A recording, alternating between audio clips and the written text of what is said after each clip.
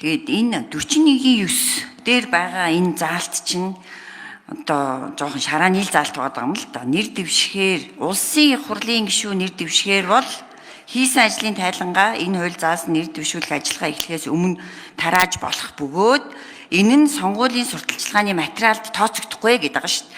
Тэгэхээр тайлан нь өөрөө сонгуулийн сурталчилгааны материал гэж үзээд нь шүү дээ. Эд гэж үзээд байгаа байхгүй юу. Тэгээ эдийг бол бид нар нөгөө 48-аар хориглолдсон шүү дээ. Нэг баахан юм болохгүй гэсэн. Тэгэнгүүт эн чи эд юм уу юу гэдэг дээр л асуудал үүсээд эд байна. Эдтэй бөөр хэрхэн ер нь бол жоохон шарааны юм байдэн шүү дээ. Хэрхэн сонгогчдыг одоо саналыг худалдаж авсан тухай тайлан байдэн шүү. Яс юмн дээр.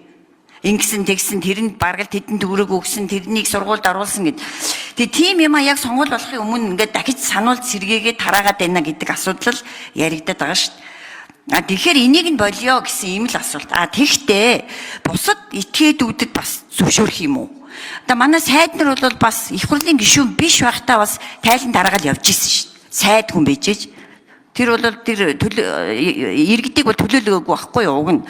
Тэгэнгүүт чинь нөгөө гишүүд нь хориглогдож байгаа мөртлөө сайд нарт нээлттэй үлдчих юм уу гэдэг асуулт үлдэнэ. Дахиад бусад иргэд ч гэсэн бас энэ зорилгоор ямарваа нэгэн тайлан төрийн бус байгууллага тийм үү ингээд яваад ах юм уу гэдэг асуултууд байгаа учраас бүгдийг хориглож байгаа. Тэгэхээр энэ дотор бол аливаа этгээд идэг дотор төрийн бус байгууллага энтрийг бас бид нар ойлгох хэрэгтэй тийм үү? Яг ингээд санал татгаж байгаа юм шиг яваад байгааг юм. Тэгэхээр энэ чинь жоохон хэцүү болно. Яг санал татах гээд байгаа үгүйг тодорхойлоход жоохон зовлонтой. Яг шүүхтэр очихоор би санал татахгүй гэд хэлүүл яах вэ гэд. Тэгээд энэ бол их яригтай, маш яригтай. Гэхдээ биднэрт өөр гарч байхгүй. Ямар ч байсан энэ бол маш том дэвшил. Ямар дэвшил үг гэвэл нэгдүгээр нөгөө сонгогчдын саналыг татах ажиллагааг тодорхой хэмжээр зогсоож байгаагаараа нэгдүгээр дэвшил, хоёрдугаарт төрийн хүч нөөцийг ашиглаж байгаа тэр хэлбэрүүдийг багч гисэн басгаж байгаа бас нэг давуу тал. Яг тэгвэл мэдээж тэр тайланг бол дандаа төсвийн мөнгөөр хийлгэж тарааж байгаа байна. Тэгэхээр энэ төрийн хүч нөөцийг ашиглаж байгааг нь болиулж гин. Дээрээс нь давуу байдал эдлэхийг болиулж гин. За тэгээд сонгогчдыг худалдаа авсан тухайга тайлагнахыг хорж гин. Ийм одоо давуу талтай. За тэгээд ер нь бол ингээ анзаараад байхад өөрснөө уулзалт хийх боломжоо авч үлдээд бусад гишүүд бусад субъектүүдэд хориглох гэдэг байгаа байхгүй юу? Бараг ингээд өстө бидрийг муулаад явна цаадуулчин гэдэг ийм юм бас чухалцж байгаа шүү. Тэр тийм шудраг бос байж болохгүй шүү. Гэхдээ одоо улсын хурлын гишүүдийг муулыг үл хизээ дуртай цагтаа л муулна шүү. Тэр өчүүхэн юмнаас болж биднийг яг сонгуулийн өмнө муулаад уннаа ёстой болохгүй гэдэг өчүүхэн үзлээс болж бусад иргэдийн тэр одоо муулах эрхийг нь хааж болохгүй. Уулзалт хийх тэр боломжийг нь хааж болохгүй. Бүгд тэгш гараанаас эхлэх ёстой. Тэгэхээр энэ аливаа этгээд гэдгээ тэр төрийн бус байгууллага орж байгаа эсхийг жоохон бас нэг тодруулж хэлж өгөх хэрэгтэй байх гэж бодож байна. За баярлалаа. Үнэхээр 4 жилийн хугацаанд бүрэн эрхээ хугацаанд ажиллах ажлын тайлангаа иргэд сонгогчдод тайлагнах нь үүрэгтэй. Тэр эрхийг чинь хангах үүднээс уулзалт, хуралд, цуглаан хийх эрхийн нээлттэй болох үүднээс 44-6-г хүчингү болгоогүй. Тэр заалт чинь өөрөө зөвхөн улсын хурлын гишүүн нэр дэвшгээр бол уулзалт, хуралд, цуглаан хийн энэ нь одоо сонгуулийн сурталчилгаанд хамаарахгүй гэсэн гэж их хурлын гишүүнд давуу байдлыг олгосон байна гэдэг ийм агуулгаар үндсэн хуулийн цэцгийн дүгнэлт гарсан байхгүй юу? Улсын хурлын гишүүн нэр дэвшгээр бол энэ одоо уулзалт, хуралд, цуглаанд хамаарахгүй.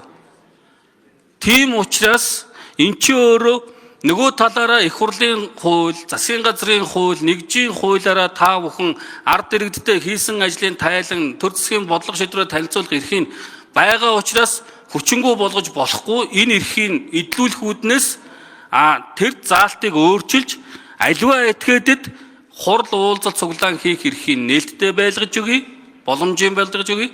Тэр ажлаа тайлгнахад бол тэр уулзалтын хүрээнд ажлаа ярь танилцуул. Харин хэвлэл материал болохгүй маа гэдэг ийм л агуулгаар. Тийм учраас энэ үндсэн хуулийн цэцгийн дүгнэлт чинь бол үндсэндээ агуулга нь улсын хурлын гишүүн яхаараа уулзалт хийгээд тэр нь сонгуулийн сурталчилгаанд хамаарахгүй байгаа юм бэ. Бүр ингээ үг үлрээ заагаад өгсөн. Тэгээ яхан бусад жирийн иргэд одоо хориотой юм уу? Эн чин тэгш байгаа юм уу? Шудраг байгаа юм уу?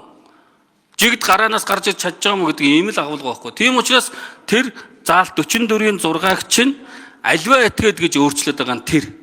Аливаа этгээдтэй тэр иргэний нийгмийн байгууллага, төрийн бус байгууллага, төрийн эмчийн компани, удирдлага, за орон нутгийн удирдлага, их хурл, засгийн газрын гишүүд бүгд орно.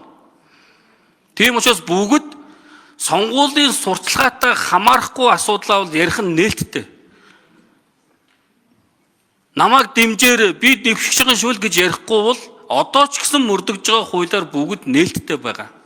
Энийг хаалттай байсан юмыг нээж өгöd байгаа асуудал ерөөсөө байхгүй. Энэ нь өөрөө сонгуулийн сурталчилгааны 18 хоногийг нэг сарын 1 болгож татаад байгаа асуудал ерөөсөө байхгүй шүү.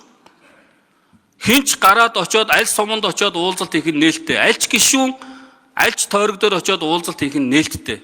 Яагаад тэгэхээр их хурлын сонгуулийнхаа хуулиар, засгийн газрынхаа хуулиар тэр хуулиудын заалт нь үүрэг нь байгаа учраас тэр заалтыг чинь хангах үүднээс хүчингүй болгоогүй бүгдэнд адил тэгш эрхтэйгээр нээж өгöd байгаа.